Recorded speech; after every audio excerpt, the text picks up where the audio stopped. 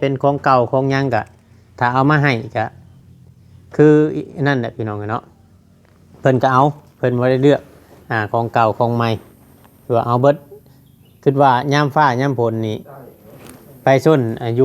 ยู่ของเขาอยู่เที่ยงเขาเจ้าสมมุติเสื้อผ้าเปียกนี่ก็แม่นเอาตัวอันเขาถิ่มมาได้มานุ่งดิโดยจะต้องไปตากตัวนี้ให้แห้งก่อนแม่น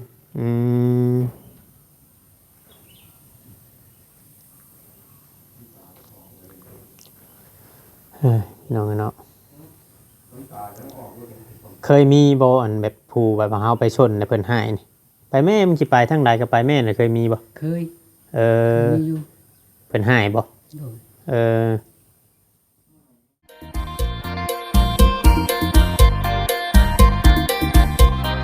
ครับสบายดีเนาะพ่อแม่พี่น้องเบิดสู่คู่สู่คนน้องเนาะเบิดชั่วโมงชั่วโมงว่าสิเป็นพี่น้องทางฝั่งลาวเนาะกับสวัสดีพี่น้องทางฝั่งไทยอีกทีนึงพบพ่อกับช่อง YouTube ของเราเวียงชายใจเกินร้อยพี่น้อง V2 อีกคือเก่าคือเดิมพี่น้องเนาะเพิ่มเติมกับพี่น้องคือเก่าพี่น้องเนาะอยู่ทางบ้านทางเรือนของผ่านมฝนตกบ่เมื่อกี้นี่ฝนตกทั้งอันน้องกีฬานเพิ่นเอานี่เอาเสื้อผ้าแพร่ออกไปตากผ้าตากแพร่สบายดีเด้ออันผ้าที่นอนของไผอันนี้น่ะของท่านมอบ่คือของเจ้าของท่านมอสวัสดีสวัสดีบ่บอสแล้วบ่แล้ววันไหนพื้นไผเจ้านี่เรียบร้อยแล้วมันเป็นยังเจ้าเอาไปหาเพิ่นโอ้ยจักเขาหูใช้เขาเปลี่ยนอันใหม่ให้มาบัดนี้เจ้าแตะเบิ่งมันหยาบๆอยู่บ่โอ้ใช้แต่ย่ำนี่ฮะแต่ว่าจักสิได้หรือบ่ได้นั่นก็รอเบิ่งยังบ่ฮู้เนาะยังบ่ฮู้ต้องหากแต่ว่าเขาเปลี่ยนอันใหม่ให้แล้วแม่นแล่นมาแต่ซิโนเด้อนี่เมื่อยอยู่โอ้เฉพาะจังแต่งตัวรอแล้วซะเนาะธรรมดาเนาะธรรมดาเป็นเสื้อใหม่แค่เชือก็เชือใหม่เชือก็ออกมาอยู่ทางนอกแล้วบัดนี้น่ะกี่เชือก็ดีว่าตอนนั้นว่าบ่มีเฮาเสือได้เนี่ยมีว่าเชือเจ้าเนาะคือว่าไปเฮ็ดได้เอาถามอาการก็ไปเฮ็ดได้เมียจังไปตบหลังร้านนั่งดิ้นไปแปลว่ามันความประมาทแน่ก็ว่าได้บ่คือว่ามันสิบ่ล้มแล้วมันล้มมาเอาตั้งอะดิมาบ่ล้มน่ะมาล้มน่ะมาทับเราบ่เราลงไปทับมาแล้วขึ้นมาดิเลยแอกก็แล้วจากเอกแล้วจนได้เข้า ICU แบบว่าเจ้าตั้งหลังร้านบ่ดีแม่นเอาบ่มีหลังร้านเป็นมามันหมื่นเด้บ่เป็นไสมันหมื่นกะโลเนาะหมื่นกะโลแล้วพอดีมันกระเบื้องแม่นตกเป๊ะเลยใครแต่ว่าบ่สูงปานใดบ่สูงปานใดประมาณ2เมตรนี่แหละสามนี้เนาะ2เมตรแต่ว่าเฮาตกถึงไม้เนาะไม้เย็บน้ำไม้ฮะแล้วนี่อาการก็จะวิตก็นักแล้วแต่ว่าเดี๋ยวนี้ก็ดีขึ้นเที่ยวซักยาเที่ยวย่างดีขึ้นย่างได้เพราะเป็นยอดแย่แต่ว่าย่อหันย่อหนีบ่ได้บ่พาเฮ็ดนักบ่ให้เมียขึ้นจะเทื่อบ่ได้ข่อยก็ได้อย่าเมียตายปะนี่ก็ให้เราอย่าหาเฮ็ดข่อยบอกอยู่ให้แพงเมียหลายบ่เห็นบ่ข่อยบอกมีแต่ว่าแต่ละคนบัดนี้นะให้มีสติบ่ว่าตัวเองหรือว่าคนรอบข้างแม่นต้องมีสติน้ำกันบ่ให้ประมาทอย่าแท้เวลาที่ตายปะกันน่ะบ่จักความสิอยู่บ่สิตายอีหลีนะจักไปแล้วสิไปก่อนบ่แน่เนาะแม่นให้ประมาทโอเคพี่น้องคลิปนี้ก็ได้สิได้จบคลิปลงแล้วครับสบายดีสิไปทางใดต่อบัดนี่สิสัมภาษณ์เบิ่งมันเท้าจะลั่นเพิ่นกันเบากี้ลั่นได้ใช่มั้ยกี้ลั่นค่อยเอิ้นแล้วนั่นเบาลั่นซื่อบัดนี่มันเอิ้นง่ายเด้มีกี้มีหยังโดยค่อยรถอยากลืมหั่นนะบ่จะลั่นข่อยมาแล้วข่อยถามจะลั่นเบาจะลั่นเด้ข่อยว่าแท้เบากี้ลั่นพากันกินข้าวกับหยังรอบเที่ยงนี่ปลาทูยังบ่เบิดอยู่ปลาทูน่ะชื่อใหม่เอาเงินนำใช้ชื่อบัดปล่อยเงินให้ซื้อดีเว้าดีเนาะเฮามาแล้วเฮาต้องแบ่งปันเด้ข่อยก็เฮาให้เราไปซื้อน้ำมื้อเช้ามาบ่เห็นน้ำกินซอยผลไม้ละมือเนาะแม่นซอยกันแล่นเรื่องไผเรื่องหยังชันมอนยิ้มอย่างเดียวเราสบายแฮงทางเบิ่งบ่แดงจุ่มเจ้าสิได้อยู่กลางแจ้งแม่นตอนแรงถามแล้วนี่เราว่ามาอยู่น้ำทานหมอแบบเราอบอุ่นแบบในแม่น เอ้าเพราะว่าเราบ่เคยเราขาดความอบอุ่นมาโดนเด้ทำคอยถามนั่นน่ะ จังว่าสถานการณ์แบบเดียวกับเบาชิงหัวผมยาวน่ะจะใกล้เคียงกันสถานการณ์น่ะ ใกล้เคียงกันฮะลักษณะเดียวกันเด้อ เบาดิสิเมื่อกันเด้อวันนี้เด้อ เมื่อไปเผาไปใช้น่ะ เบาดิพาเมื่อทาสีพาเมื่อนั่นอันนี้น้ำได้อาบได้นี่มาหาท่านหมอชื่อ อืม ไปทางให้ยังป่าเนี่ย ๆท่านหมอเมื่อกันเด้อ โดย อย่าลืมนะแนวข่อยเว้ากับเจ้านั่นบอกว่าบอสเด้ โดย อืมบ่อย่างเด้วะนี่เนาะ มีรุ่นแล้ว ว้าวหยังอ่ะนะมันบอกคอยด่วนเลย ไปออกมาพี่บ่ละออกมานอกพี่นะ ขอข้าวกินน้ำไผ่ พอเขากินหรอก เออข้าวกินเบิดบ่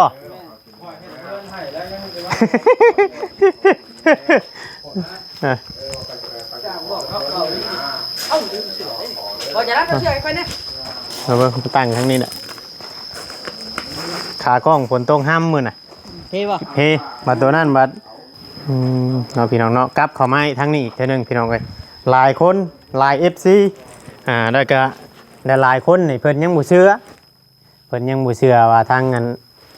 เบาดันนี่แบบว่ายันแบบว่าคิดว่ามาตัวมาหยังแบบว่าเห็นคนอื่นไล่หั่นนะเพออยู่ในหมู่บ้านนี่มันสิมีพวกคนอันนั้นหลายเนาะ เจ้าต้องถามผู้พื้นที่ก็คือลุงเก่ง ถามแล้วถามทั้งเขาลุงแก้วทั้งเขาประพลเพิ่นก็เล่าให้ฟังแล้ว แต่ก็เม่นแบบคือเราเว้าเนี่ยเราเว้าบ่ได้ว่าเราบ่ได้ตัวจักอย่างดอกพี่น้องเนาะสิ่งที่เราเว้านี่ก็แม่นความจริงหากแต่ว่าเฮาสิพยายามถ่ายคลิปเราลุๆแต่ก็ให้ผู้ใหญ่เพิ่นผู้เพิ่นใจบุญเอาดีพิจารณาเนาะพี่น้องเนาะพิจารณาเบิ่งเพราะว่าทางเฮาเองก็คือเว้าเนี่ยซ้ำช่วยได้ทำที่ช่วยได้แบบเล็กๆน้อยๆคือทีมงานเขาไม้เนี่ยพี่น้องเอ้ยว่าสิเป็นอันเป็นน้ำเป็นหยังบ่เป็นอาหารการกินเล็กๆน้อยๆเนี่ยใครกลัวบ่มีเนาะใครกลัวบ่มีคำว่ามีเวียกหรือว่าคำมีเวียกเฮ็ดหรือว่าซุ่มอ้ายๆนี่พาไปเฮ็ดเวียกเฮ็ดหยังนี่ไปบ่ ไปเนาะลังเถื่อเขามีเวียกมีหยังเฮ็ดแต่ลังเถื่อว่าอยากเอิ้นไปเฮ็ดเวียกเฮ็ดหยังซอยแบบนี้นะเพราะว่าอะไรอันนั้นแบกไปอันซอยเพิ่นไปแบกเบิดได้บ่อันนั้นไม่นะถ้าหัวเพิ่นน่ะแบกไปเบิดได้ ยังกันหน่อย ยังน้อยหนึงเพิ่นกะยาทางเนาะหนึ่งเข้าเป้าไผ่นี่เรียบร้อยเป็นเบิดทุกอย่าง เป็นหมดทุกอย่าง ใครได้จ้ะทานหมอก็สิเบาบางไปอีก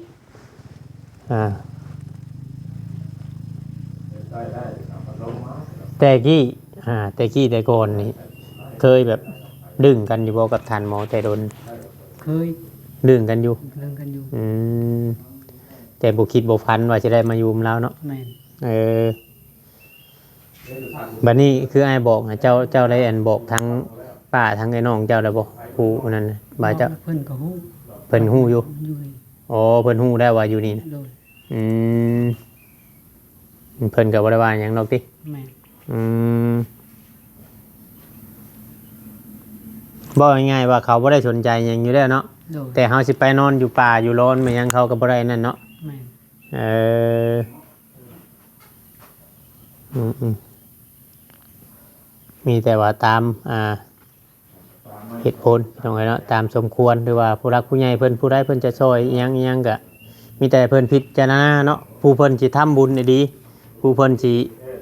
ใจบุญใจกุศลได้ดีเพิ่นช่วยไปแล้วเพิ่นคือว่าเพิ่นบ่ได้คิดหยังเนาะพี่เนาะคือว่าเพิ่นตัดคือว่าอันนั้นเพราะว่าทางตามที่เฮาถามคนในหมู่บ้านนี่ก็มีหลายคนแล่นมาหาความช่วยเหลือแต่ก็บางเทื่อเฮาอาจจะเฮาก็เบิ่งอยู่พี่น้องก่อนเฮาสิถ่ายไปเนาะเฮาก็เบิ่งแล้วก็เฮาก็ถามประวัติเพราะว่าพอเวียงเข้ามาอยู่ในหมู่บ้านนี่มันก็3ปีแล้ว3ปีหนึงแล้วฮู้จักในบ้านฮู้จักอำนาจการปกครองนำบ้านนี่ก็หลายคนเนาะพี่น้องเนาะแต่ว่าพอเฮามาเห็นน้องเพิ่นนี้เนาะพี่น้องเนาะอยู่กับท่านหมอแล้วก็สิลองพยายามอัปเดตหรือว่าถ่ายคลิปให้ FC เบิ่งพี่น้องถ้าว่าไผจะช่วยหรือว่าคือดูตนสงสารเนาะพี่น้องเนาะมันก็แล้วแต่ผู้เพิ่นจะ ช่วยเขามาบ่ว่าจะน้อยหรือหลายเฮาก็บ่ได้ว่าหยังคือน้องเพิ่นว่าเสื้อผ้าหน้าแพรเป็นของเก่าของหยังก็ถ้าเอามาให้ก็คือนั่นแหละพี่น้องเนาะเพิ่นก็เอาเพิ่นบ่ได้เลือกของเก่าของใหม่ตัวเอาเบิดคิดว่ายามฟ้ายามฝนนี่ไปส้นอยู่ของเขาอยู่เที่ยงเขาเจ้าสมมุติเสื้อผ้าเปียกนี่ก็แม่นเอาตัวอันเขาถิ่มมาได้มานุ่งดิ โดย จะต้องไปตากตัวนี้ให้แห้งก่อน แม่น อืม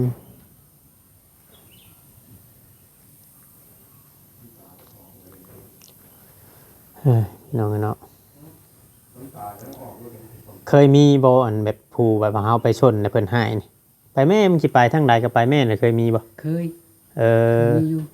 เพิ่นให้บ่ โดย เอออืม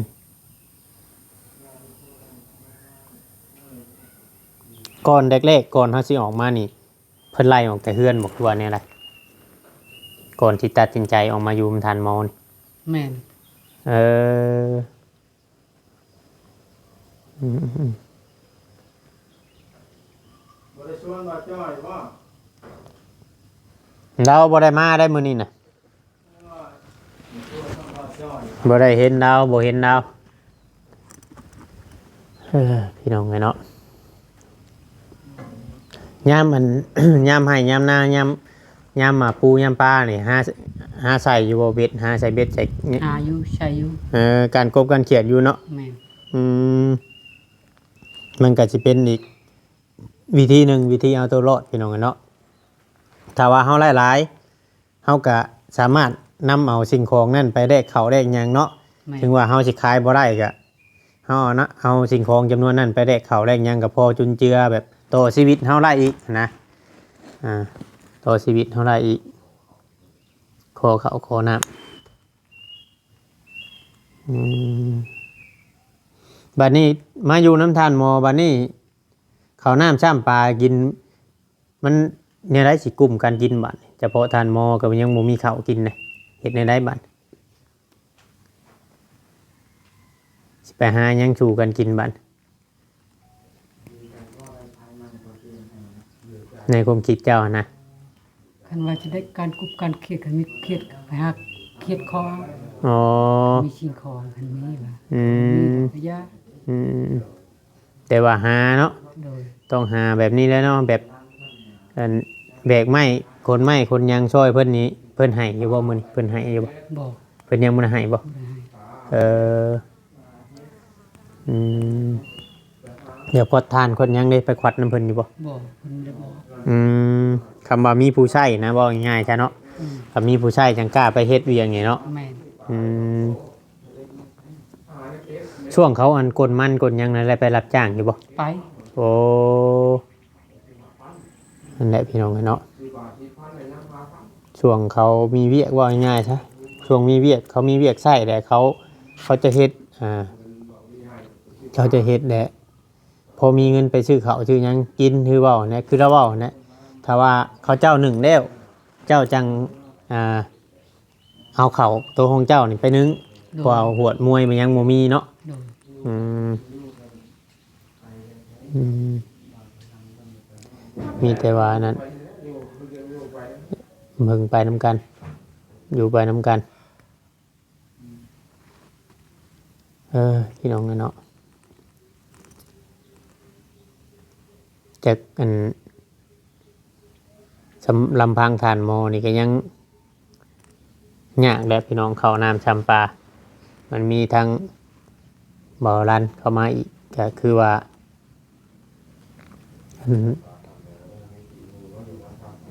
ท่านโมนี่เราบ่ได้มีน้ำ บอก บ่มีเนาะ อืม แล้วก็บ่มีนาคำมาพากันในนานั้น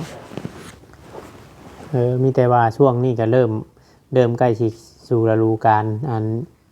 ไทยพุทธให้พุทธนาหากเคยมีอยู่บ่ไปหาไทยนารับจ้างในต้องเทื่อเขาชวนเขายังเคยมีบ่ เคย บอกว่าได้แล้วเทื่อมีผู้ชวนไปไทยให้ไทยนากับต้นแรงเขาก็มานอนอยู่นี้เขามีเวียกเขาก็ไปเฮ็ดนะเพราะว่า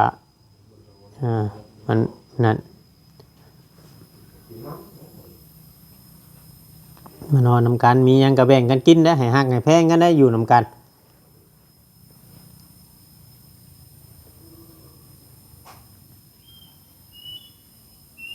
มีแต่ทุกสิ่งทุกอย่างขึ้นอยู่กับผู้หลักผู้ใหญ่ในพี่น้องให้ผู้เพิ่นจะช่วยเนาะพี่น้องเนาะ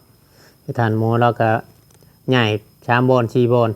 เพื่อเราสิได้มาเป็นเฮือนเป็นชานอยู่ซำนี้ผู้หลักผู้ใหญ่เพิ่นมองเห็นความทุกข์ยากนั่นแหละพี่น้องเนาะมันบ่มีเฮ็ดได้สายคนบ่มีเนาะบ่มีเฮาก็เว้าบ่ได้เนาะใครบ่มีไผอยากอันเกิดมาแบบนี้ดอก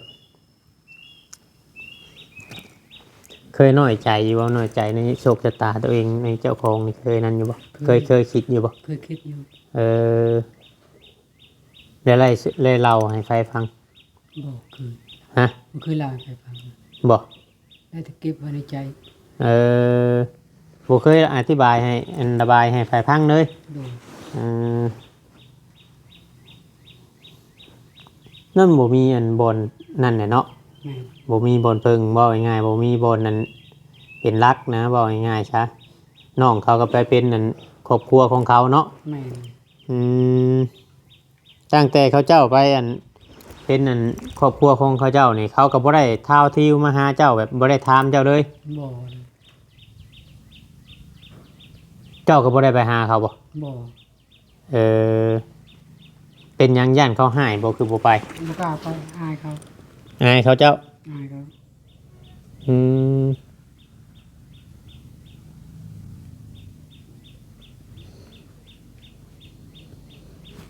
คือสิอายเฮาคำว่านั้นก็มีจะไปหาขอนั่นนำเขาเจ้าเนี่ยถือว่าทุกสิ่งทุกอย่างที่เจ้าไปหามานี่ สมมุติว่าเจ้าไปหาอ่ากบเขียดหรือว่าปลานี่ หามาได้นี่เจ้าไปขายเองเจ้าบ่คือว่าเจ้ามาใช้ให้คนไปขายต่ออีก คนไปขายตอนเถือกขายอีก อ๋อทั้งเทื่อก็คำได้หลายก็ให้เขาไปขายให้ โดย คำได้น้อยๆก็แม่นไปขายเอง อืม อืมพอได้ก็อาจจะมาแบ่งกันหั่นแหละเนาะ แม่น มาแบ่งให้ปูไปขายแน่มาแบ่งเงินนั่นแน่หั่นแหละพี่น้องอืมแบ่งกันไปพอง่ายๆว่ามันบ่มีต้นทุนบ่มีต้นทุนในชีวิตแต่บ่มีอิหยังบ่มีพ่อว่าง่ายๆใช่บ่มีพ่อมีแต่แม่มีแม่ก็ซ้ำบ่มีแล้วเดี๋ยวนี้นะของแนวบ่ได้จักว่าแม่อยู่ไสแต่คือเขาเจ้าเว้าเนี่ยคือชาวบ้านเว้าเนี่ยพี่น้องจักอยู่สิใดอืม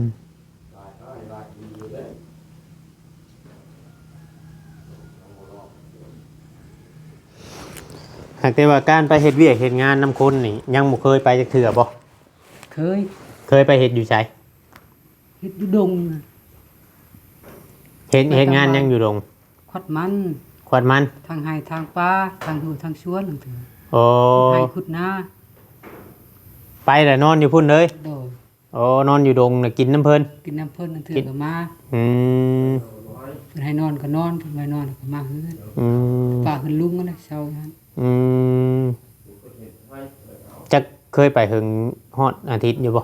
ฮอดอยู่ โอ้ถ้าเพิ่นให้ก็เอาเพิ่นให้ถ้าเพิ่นคิดว่านั่นน่ะเพิ่นก็ไล่ค่ะเฮากินข้าวกินน้ำน้ำเพิ่นอีกเนาะ แม่น เออ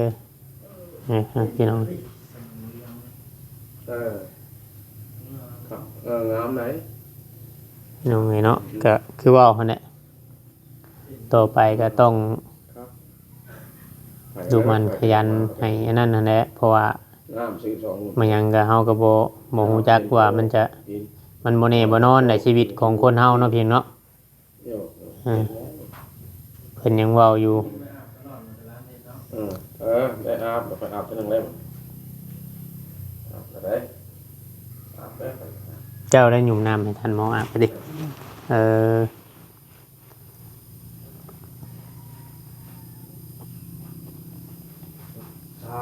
เนี่ยพอมีหมู่ปากหมู่เว้าน้ำดาวไปกว่าเราอยู่คนเดียวอยู่เปลี่ยวครับเจ้าตั้งมาหาเราเองบ่คือว่าเราเขาไปเด่นอยู่พุ่น ตั้งมาหาแล้ว เออตั้งมาหาเราโดยตรงเลยเนาะ แม่น อืมมาไหนจะบอกในไร มาแล้วก็คอยอยู่นำแน่ว่า เอ ขอ อ กินข้าวกินน้ำนะปีละใส่นั่นนิดนึง อ มาแล้วเจ้าขอกินข้าวนำเรา แม่น ขออยู่แบบหิวแห้งบ่ตอนนั้นจังว่ามาขอ แม่นหิวแห้งอยากเข้า บ่ได้กินข้าวจังมื้อแต่เจ้ามาขออยู่นำเรา โอ้แต่ว่าแม่ไปบ่ได้กินเลยมื้อกินมื้อบ่ได้กิน เอ กิน อ อยู่นั่น บ่ตะกี้บ่แต่แม่เจ้าไปแต่เฮิงบ่แม่นบ่ แม่นเลย หลังจากแม่เจ้าออกไปนี่มื้อกินมื้อบ่ได้กิน แม่น แบบว่าบ่ได้กินแบบตลอดหั้นนะเนาะ โดน แต่มื้ออดแน่บางมื้อก็ได้กินบางมื้อก็บ่ได้กิน แม่น วันนี้มื้อที่ก่อนสิมาหาท่านหมอนี่บ่ได้กินเลยข้าว โดน เดี๋ยวเลยมาขอกินข้าวอยู่นี่ โดน ขอกินแต่ขออยู่นํเลย อืม อืมเดี๋ยวเราก็หับปากให้อยู่เลย แม่น โอ้ฮะก็ดีได้อสามันจังอันเราอันอุกใจนำเราอยู่แบบว่า พอได้มีผู้หยุ่มน้ำให้เราเนี่ย เนาะ อ๋อแต่กี้ยังว่าเปิดพื้นเปิดไฟมันสำบายเนาะวันนี้ก็ใช้ทั้งน้องลั่นเพิ่นนี่แหละว่าพออันทีนั้น เก็บได้หินเขียว แต่ย่อมฮอดสีจุ่มยาสีเรือเนาะ ฮะสีเหลือเขียวเลยวะมาแล้วมันหยาดใช้ พี่น้องไงมาบอสสิทำพลาดน้องลั่นบ่ ว่าสิเป็นอันนั้นสิไปสัมภาษณ์ท่านหมอ เออ แจ้งครับลิง ได้แจ้งหน้าที่แล้วบ่บอส 31 นาทีแล้ว พอได้สะเนาะอาจสิออกไปเบิ่งเขาอันลุงแก้วเทห่านก่อนพี่น้องเนาะเทพื้นห่านก่อน ก็มาเยี่ยมยามน้องเพิ่นบ่ แม่นเข้ามาเว้าดิแต่เพิ่นเช็ดฮะบัดมาได้วบัดเมื่อเนาะ เอาแต่แนวนั้นเนาะ ประมาณนี้น้องดันเด้อสู้ๆสบายดีพี่น้องเนาะไปเรื่อยๆพี่น้องนั่งเชื่อว่ามีผู้รักผู้ใหญ่เมตตาน้องเพิ่นเนาะอยากช่วยอายุพี่น้องเลยเสร็จแน่ใดคนโมมีเนาะพี่น้องเนาะเอากับคนโมมีคือกันเดี๋ยวดินเพิ่นจะขาย30,000นี่บ่วัด ใช้สิขายเลย ฮะเอาเจ้าของดินเพิ่นนี่ละเนาะท่านหมอ เพิ่นแข่งบ่ เพิ่นสิขายชาม ให้ชาวบ้านเลย ประท่านหมออุกใจอยู่นี่ท่านหมอกุ้มใจนัก ภูมิใจบ่ได้ เอาตัวนี้บัด30,000มาเพื่อนท่านหมอวันน้ำหอมเราว่ะตัว 26,000 มันดัด3เท่าของท่านหมอตัวนี้ ตัวนี้26,000 ตัว ให้สิขายต่อแล้วนี่30,000 นี่กวงเกือบแล้วเนาะ โอ้กว้าง